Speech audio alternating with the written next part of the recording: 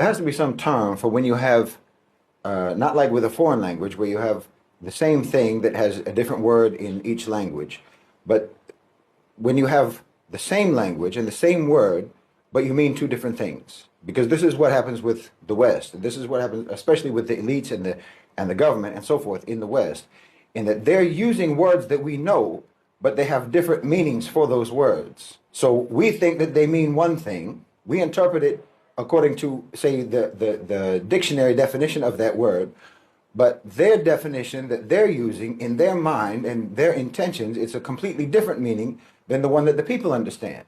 That the people understand that word to mean. For example, morals, for example, values, for example, freedom, for example, justice. When we hear that, we hear the dictionary definition of those terms. But when they're saying it, they mean something completely different. And so we need to stop pretending that the Western world doesn't mean exactly what they say. When, for example, they call the Israeli military the most moral army in the world. They're not confused. They're not being hypocritical.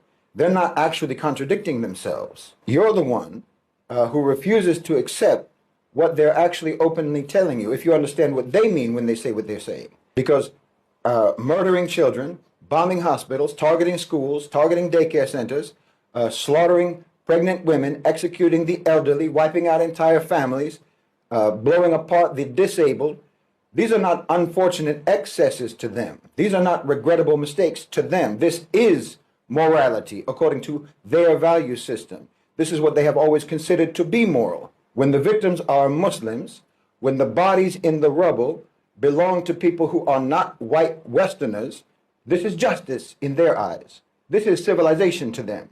They have always built their so-called civilization on this foundation: extermination, enslavement, and subjugation. That's not history, that's policy.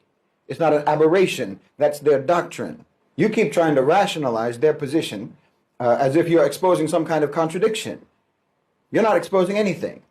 You're simply refusing to accept the reality. You keep calling them hypocrites because they don't apply the same moral standards to us as they do to themselves. But what you don't understand is that they're not failing to be moral. They are applying their morality perfectly.